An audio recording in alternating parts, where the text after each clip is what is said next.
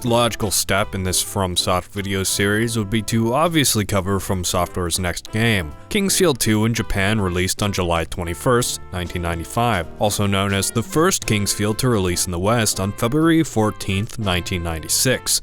We'll be referring to it as King's Field 2 to avoid any confusion. As a sequel, King's Field 2 is a good expansion of many previous mechanics established in the first game, further bolstering itself with a greater overall story presence, larger variety in weapons, enemies, and environments. But as a product of its impressive 7-month development time, King's Field 2 still has a few, but serious issues that needed ironed out.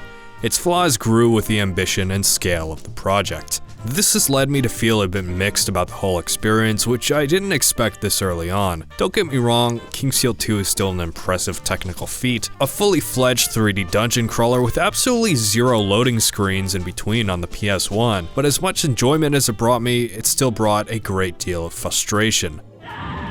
Okay. Wow.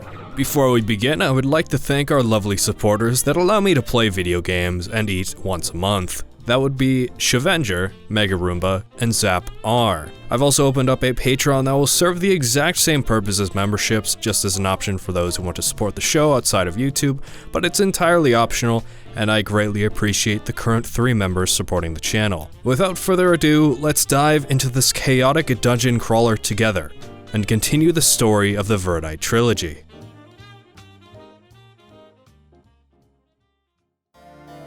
3 countries lie on the northern continent: Granatki, Ygritte, and Verdite. In the midst of these countries lies the foreboding Isles of Melinat, old home to the ancient King Harvine who once ruled over the land. Melinat is a cursed island being fought over by 2 ancient gods, the dragons Seath and Gyra. The island itself was hostile to its first colonizers, the High Elves of old, who almost all died of poison. This same poison that now traps the inhabitants of the island, forcing them to work for the corrupted General Necron, a pawn of Gyra. At the same time, King John Alfred Forrester, champion from the royal catacombs, has become the new king of Verdite and led his people to prosperity. But disaster struck when monsters from Melinat started to invade the continent, and the Holy Moonlight Sword suddenly vanished, leaving Alfred in a desperate situation. Despite Forrester's skills as a swordsman and previous success fighting great evil, he decides to send regular soldiers to the island who, unsurprisingly, all died. This leaves Alexander, best friend to the king, as the only other option, since apparently John is too afraid to go on another adventure. Alexander's ship, alongside all of his accompanying men and equipment, get washed away in a boat crash, with Alexander being the sole survivor, washing up on the shore of the accursed island. This is King's Field 2.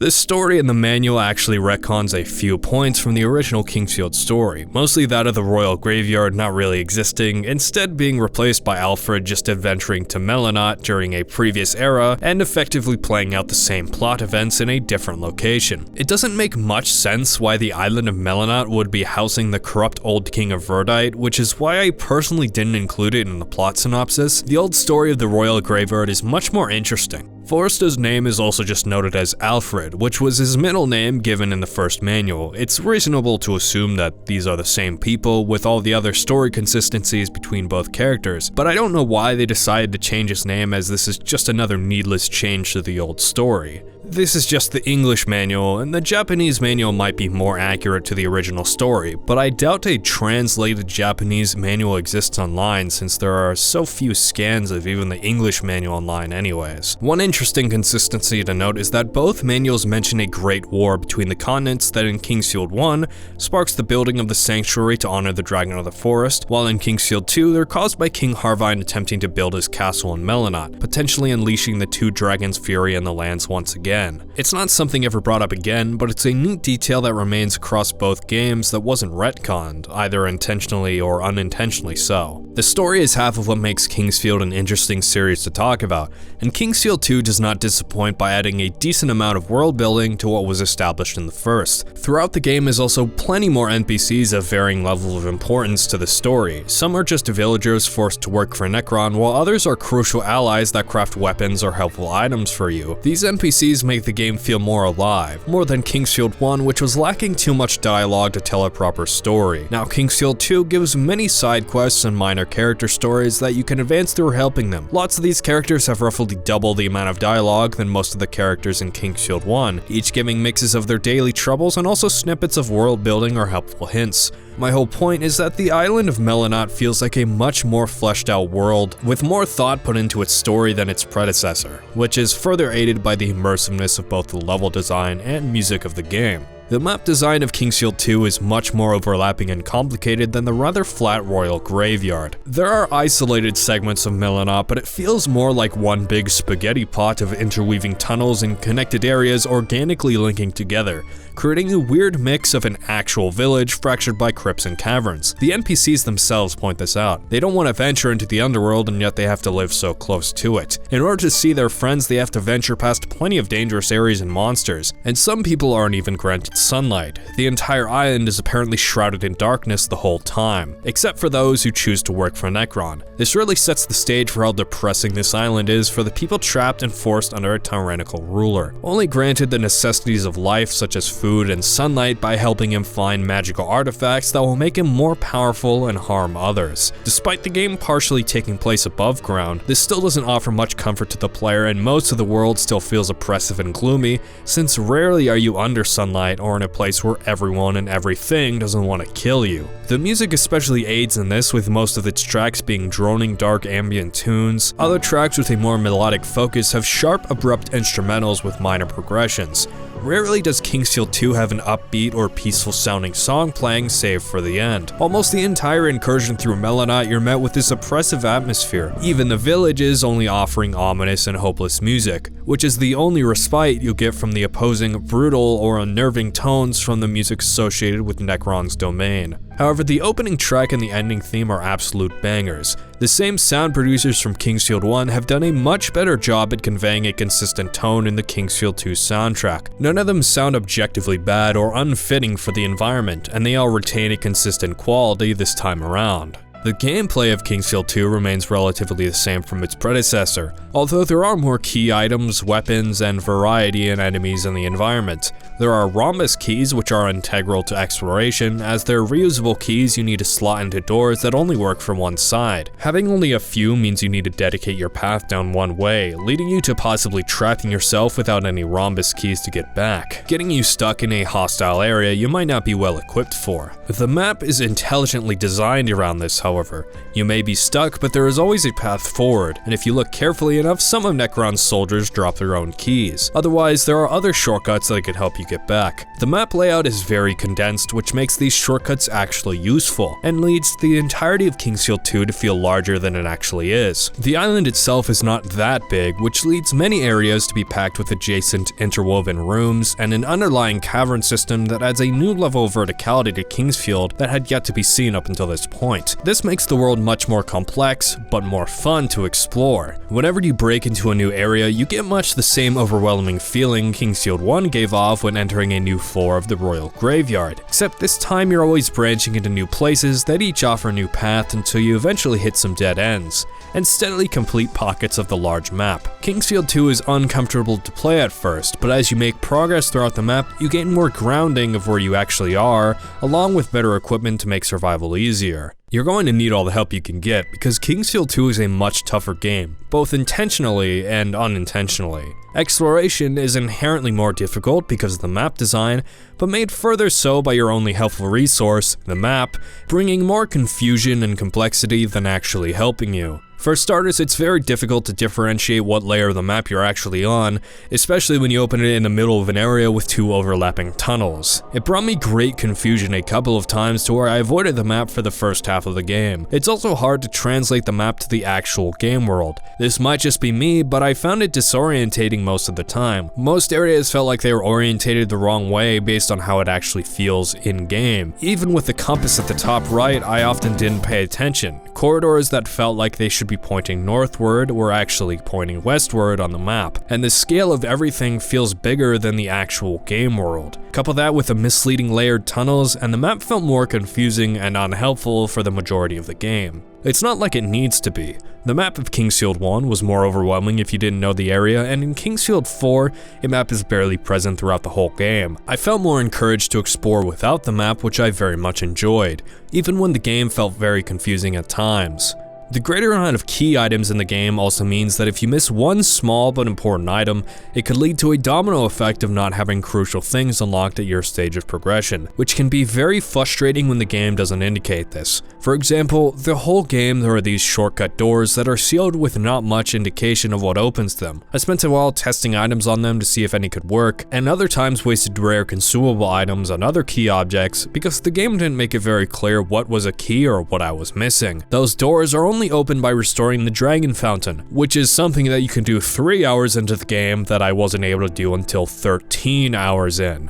All because I didn't jump off a cliff at the start of the game. I had almost all of the pieces to the puzzle except a single key, which I thought I'd get at a later area since it felt like the game was implying it was somewhere far off. But apparently, all you need to do is jump off a bridge to go onto a separate part of the shore and go into a pirate's den, which is apparently different from the other pirate's den in the same area. I didn't imagine the pirate's key had any use because I had already used it extensively in another area. None of this would have happened in the first place if the map wasn't a confusing mess that didn't make me think I've already explored the whole coast, because apparently this underground cave and this underground cave are two entirely different things. Just missing this one item, a skull key, set off a chain reaction of never being able to complete the dragon fountain, which never would have let me open the shortcut doors when I had every other key item in the game. This is mostly my fault, but due to the layout of the game where most of the map is open to you, it prevents the game from putting progression blocks down, which allows absurd things like this to happen. Sure, the fountain is optional, but it's incredibly useful and shouldn't be as easy to pass up if you're only missing a single item. If the game made it required and locked future areas beyond it, I would have been easily able to figure out where else I needed to go, but instead I was at a complete loss because the skull key could have been anywhere, the game offering no subtle hints towards its location whatsoever. Now, I don't expect or want Kingsfield to hold my hand, but this is a new problem derived from Kingsfield 2's open map design that makes its puzzles and exploration more frustrating than they needed to be. Exploration is not the only harder aspect of Kingsfield 2. Difficulty, in its more expected form of combat, is significantly amped up from Kingsfield 1. Lots of enemies do more damage overall, there are a greater amount of foes that use ranged attacks either through spells or bows, and there are more mini-boss creatures and other enemies that generally have a lot of health or do lots of damage. There are only a few ranged fighters in Kingsfield 1, and they weren't that hard to deal with since they didn't fire projectiles very quickly. On the contrary, ranged enemies in Kingsfield 2 are far too common and occasionally grouped together, which creates a stream of constant, high-damaging projectiles without the player able to close the gap. I'm sure you can see why this is a problem. Kingsfield, being a melee-focused game and also a careful one that requires you to conserve your health and resources, doesn't mix well with archers who do 50 damage per arrow that can fire every half second, while perfectly tracking your trajectory as to almost never miss unless you intentionally juke them, which makes closing the gap even slower, opening you up to even more projectile attacks or getting flanked from another enemy. These ranged enemies are far too powerful for the slow combat of Kingsfield. They fire way too quickly with far too much accuracy, able to send an arrow through your skull from 30 meters away or from a moving fucking minecart. Or sometimes you'll just get pierced by an arrow from the far off abyss of who the fuck knows where, because these archers are apparently superhuman. These and other ranged enemies are the most aggravating to fight in Kingsfield 2 because they can constantly shoot these projectiles at you faster than you could ever hope to retaliate, making damage a frustrating inevitability rather than a skill issue. This isn't even the worst part. I'm sure you notice how most of these attacks have barely any wind-up animations, which attributes to their lightning speed, or the fact that some of these attacks deal a great deal more damage than they're supposed to. Well, this is a problem brought on by the complete lack of invulnerability after taking damage. That's right, every frame an enemy's weapon is inside of you, or that arrow is piercing your body, you're going to take extra damage, and in other cases of persistent projectiles from enemies such as the snail, you're just going to get one shot. I cannot stress how much of a problem this is for King's Field 2 especially. It magnifies the intended deadliness of each enemy by magnitudes where they can deal 50 to 150 damage in nearly half a second because of this jank-ass problem that didn't exist to this serious of a degree before, made worse by Alexander's dump truck ass hitbox that causes you to still get hit up to 5 feet away from an enemy's attack while you're forced to be precise and personal in order to hit their centimeter wide hitbox. This makes combat overall way more stressful and unforgiving than it should be. Instead of being able to skirt along with 30% of your HP to hold out until you can recover, you practically have to always be at max HP to avoid getting randomly one-shot by any attack. I'm sorry, but I don't think a regular Necron soldier should be able to spec a godly halberd strike and style on my ass dealing 50 plus damage, then 0.5 seconds later be able to do the exact same thing again, while 2 archers are sniping me from above while each doing 70 damage with their light speed arrows. Necron is the worst for this. He has a ground wave attack that's supposed to deal 50 damage, but almost every time hits you for 3, depleting over half your HP from a single attack that took him no effort to do. He can also summon exploding balls of light that do the exact same thing, albeit for less damage. There's nothing stopping him from just spamming Earth Wave and two-shotting you in an instant. And that's the problem with King's Field 2's unforgiving damage system. It doesn't even feel intentional with how brutal it is. It's not a single strong attack that one-shots you, it's just a gameplay oversight that heavily outbalances almost every enemy in the game. This just makes combat less fun overall because I don't feel like I've grown any more powerful when a basic soldier has the potential to deal as much damage as an exploding fireball. King's Field 1 was not this bad. You could take multiple stacks of damage at once, but either single attacks never did enough damage to lead to your death, or the game limited to how much hits you could take at once. Because I didn't even die while getting hit by 3 nuclear strikes, or in the hellish final boss that's shooting as many projectiles as your average Necron archer. They somehow created this problem out of thin air and accidentally made half the enemies of the game outclass the final boss of King's Field 1. If the combat worked normally, or if you just had more health, then I'm sure King's Field 2 would be a much more fun game. But as it stands, combat is fun on rare occasion, while at worst infuriating when it sets you back 30 minutes, dying from an ant dealing 5 times the normal damage to you. I'm sorry for complaining so much about the game's issues all at once, but the combat problems really drag down the rest of the game from being great. It makes King's Field harder to have fun with, and not even from an intentional design standpoint. I respect strong enemies with harsh movesets, but the source of difficulty most of the time is so inauthentic, with many deaths resulting from taking excess damage, or completely unavoidable hits that deal way more damage than they should. The game feels very unbalanced in this aspect, especially at the end game with Necron. Aside from the flaws of combat though, weapon and spell variety is greatly increased from King's Field 1. Not only do you have access to many more magical weapons, such as a wind katana, which is a pretty badass weapon found at a cool samurai shrine, a stupid looking ice sword, and a badass flame burge. Yeah, see what I did there? Yeah, it's okay, you can laugh. All these weapons and more have 2 unique magic powers each, all of which are as powerful as they are cool. Seath's sword is one particularly late game weapon I enjoyed using, boasting an incredibly strong flurry of light needles with its square triangle weapon art, dealing far more damage to some of the tankiest creatures than anything else in my arsenal. Its X square hold triangle weapon art is also incredibly busted in its own way, granting the user invulnerability from all attacks indefinitely until you let go of triangle. I'm not sure why this was put into the game. It allows you to safely regen HP and perfectly block any attack. It may not seem that useful at first, until you try it against Necron, which...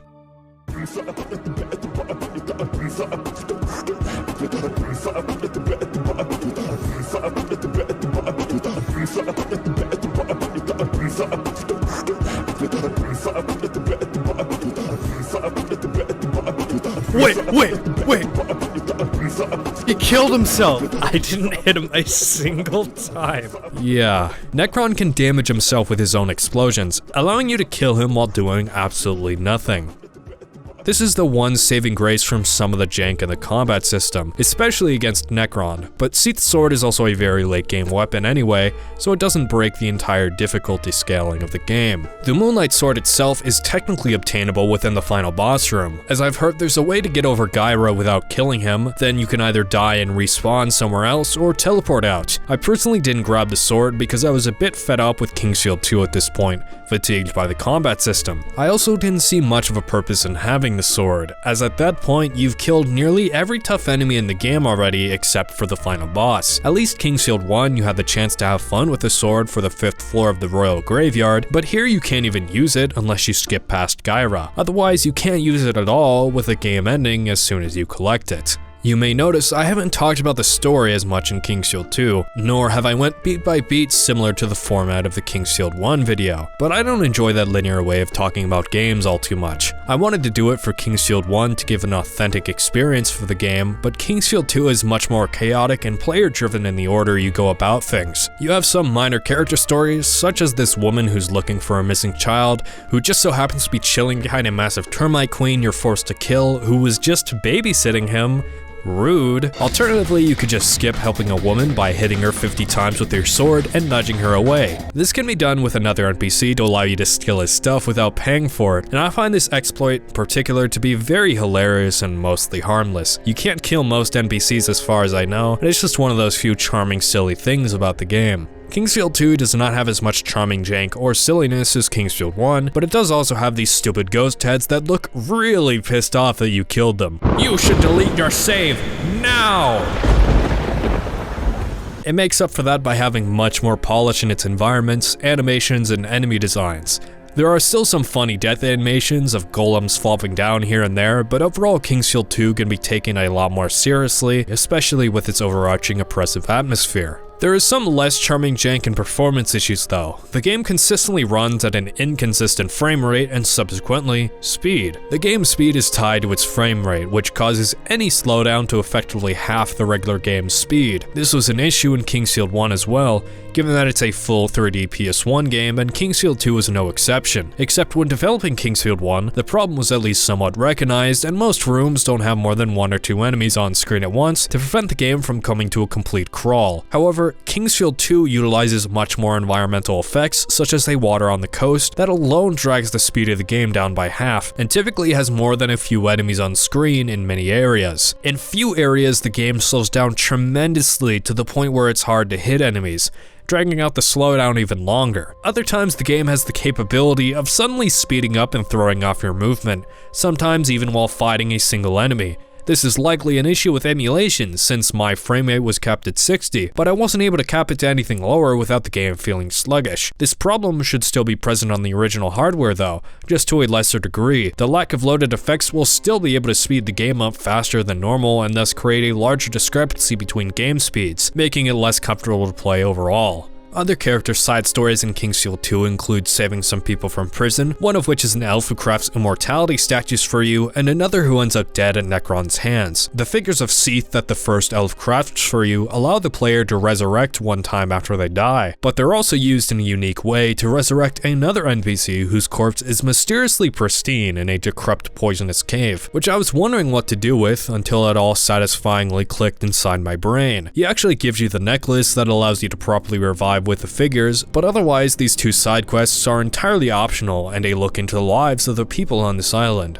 You also see other random creatures who give exposition about the world or are slaving away in the big mine, forced to mine crystals for Necron to create powerful weapons in order to feed their families. Overall, most of these characters are not too memorable, but as a whole they add more world building than the NPCs of Kingsfield 1, helping to aid to the otherwise minimal story progression throughout the game. The main story mostly revolves around fighting through the reinforced fortress of Necron's army, and then fighting in a grand Colosseum battle against Necron himself, who is guarding the entrance to Gyra's lair. Throughout the game we get stories of Gyra and Seath, the 2 benevolent gods of the island, with Seath typically being proclaimed as the good dragon while Gyra is the source of the island's monsters and turmoil. Seath was worshipped by the high elves on the island, whom he brought prosperity for, in turn granting them magic powers and blessed equipment you can obtain yourself scattered throughout the ruins that used to belong to old war heroes and legends alike. The spirits of the high elves grant you their, and in turn, Seath's blessing in slaying Gyra. There is a wizard that gives you descriptions of all your items, either telling you the special properties of equipment or telling brief legends of whoever used to own your magical artifacts. But this is about the extent of the lore that resides in King's Field 2 as far as I know. It was a bit hard to engage with it when it was locked behind this wizard that didn't show up in either of his spawn locations half the time, and each item only offering a few sentences. I can applaud the game's greater effort though to create more background stories and lore for the game, along with some of its own environmental storytelling, such as the dead elf friend you find in Necron's arena, who was tasked with the same objective as you and fell right before you. There are also mentions of King Harvine, how all his soldiers died away and now haunt the island as cursed spirits. Harvine's castle itself is a cursed and foreboding area, but relatively short compared to the rest of the map. The ending is also more satisfying because of all this. You feel like you've liberated an island of hopeless people and given them a better life to live, especially when sunlight starts to shine on the island again when Gyra finally falls. King's Field 2 is a decent sequel, but I had a hard time finding anything outstanding to say about it. To me, King's Field 2 only stood out in its atmosphere. Everything else just kind of blends together into feeling like more King's Field. More enemies, more story, more jank, more secrets, and more skeletons.